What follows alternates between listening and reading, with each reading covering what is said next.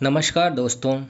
आजकल हम सब अपने चारों ओर नज़र घुमाकर देखते हैं तो यह नज़र आता है कि लोग अलग अलग उम्र में और अलग अलग उम्र के लोगों से विवाह रचाते हैं। खासकर गांव में लोग छोटी आयु में ही अपनी कन्या का या पुत्र का विवाह करवा देते हैं। आज से 30-40 साल पहले भी लोग अलग अलग उम्र में विवाह करते थे, परंतु शास्त्र का मानना है कि लड़की की उम्र 18 वर्ष और लड़के की 21 वर्ष की आयु में विवाह करवा देना चाहिए। परंतु आजकल तो लोग 30-35 साल में विवाह ही करते हैं, कोई कोई तो 40-50 की उम्र में विवाह करते हैं। चलिए जानते हैं कि शास्त्र के अनुसार लड़की को 18 और लड़के को 21 वर्ष में विवाह कर लेना चाहिए। आखिर क्यों? देखिए, लड़का और लड़की के मध्य आकर्षण होना यह प्राकृतिक है। इसे हम किसी कृत्रिम आर्टिफिशियल उपाय लगाकर रोक नहीं सकते। जब लड़का और लड़की की एक परिपक्व अवस्था आती है, एक मैच्योर स्टेज आता है, तो लड़की लड़का के बारे में चिंतन करने लगती है, उसके बारे में सपने बुनने लगती है और लड़का भी यही करता है। और आजकल तो यह चिंतन और भी प्रबल हो चुका है। आज के समय में अधिकांश लोगों के पास मोबाइल, टीवी आदि की सुविधा होने से वे सब पहले से ही जानते रहते हैं, क्योंकि सिनेमा में अधिकांश इसी मुद्दे पर फिल्में बनती हैं। जैसे जैसे ये इच्छा तीव्र होगी, उनका मन और विचलित होगा और वे परेशान रहेंगे, क्योंकि मन खाली नहीं रह सकता। जो वह देखेगा उसका चिंतन अवश्य ही करेगा। अगर मन बार बार एक ही विषय के बारे में चिंतन करता रहेगा तो वह उस वस्तु को अवश्य ही प्राप्त भी करना चाहेगा। और एक समय ऐसा आता है कि अगर मन को वो वस्तु ना मिले तो उसका नतीजा होगा क्रोध का जन्म। और जब मन क्रोध से भर जाता है तो वह व्यक्ति पूर्ण रूप से मोह में पड़ जाता है।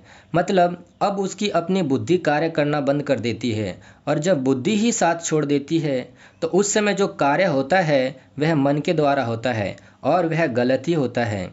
जब काम वासना बुद्धि को ढक लेती है, उस समय मनुष्य जो कार्य करता है वह पाप पूर्ण होता है। किंतु जब काम का पर्दा उसकी बुद्धि से हटता है तो वह बहुत पछतावा करता है। आप इसको भगवत गीता से पता कर सकते हैं। भगवान श्री कृष्ण ने अर्जुन को भगवत गीता में बताए थे। ये श्लोक इस प्रकार है। भगवत गीता अध्याय 2 श्लोक संख्या 62। ध्यायतो विषयान् पुंस संगस्तेषुपजायते संगात् संजायते कामः कामात् क्रोधो अभिजायते। अर्थात इंद्रिय विषयों का चिंतन करते हुए मनुष्य की उसमें आसक्ति उत्पन्न हो जाती है, और ऐसी आसक्ति से काम उत्पन्न होता है और फिर काम से क्रोध प्रकट होता है। श्लोक संख्या 63। क्रोध भवति सम्मोहः सम्मोहः स्मृति विभ्रमः स्मृति भ्रंशात् बुद्धिनाशो बुद्धिनाशात् प्रणश्यति। अर्थात क्रोध से पूर्ण मोह उत्पन्न होता है और मोह से स्मरण शक्ति का विभ्रम हो जाता है, और जब स्मरण शक्ति भ्रमित हो जाती है तो बुद्धि नष्ट हो जाती है, और बुद्धि नष्ट होने पर मनुष्य भवकूप में पुनः गिर जाता है। तो आप देख सकते हैं कि भगवान श्री कृष्ण भी अर्जुन को यही ज्ञान द्वापर युग में दिए थे। तो अगर मन में इच्छाएं हैं और अगर वो पूरी नहीं होती है तो मन उसके लिए गलत तरीके निकालेगा, और जब भी कोई लड़का किसी लड़की को देखेगा तो उसको गलत भावनाओं से ही देखेगा, भोग वस्तु के रूप में ही देखेगा, और लड़कियां भी वैसे ही भावनाएं रखेंगी, और फिर वो आपस में अवैध संबंध बनाएंगे, समाज में दूसरों को भी दूषित करेंगे, और शोषण, बलात्कार, अपहरण, भ्रूण हत्या, अवैध शारीरिक संबंध, इन सब का जन्म होगा।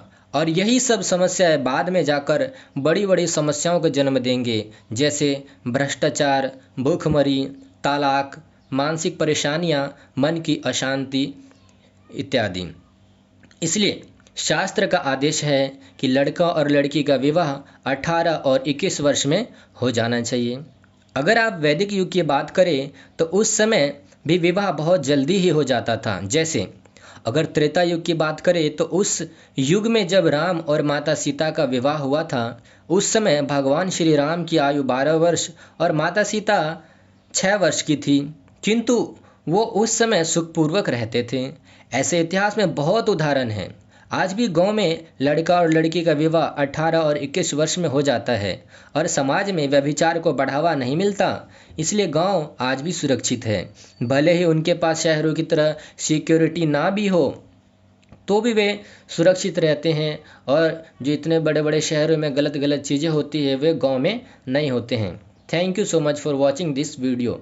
अगर आपके मन में किसी भी प्रकार का सवाल है तो कृपया हमें कमेंट करके बताएं। हम आपके सवाल का सही से जवाब देने का पूरा प्रयास करेंगे। धन्यवाद।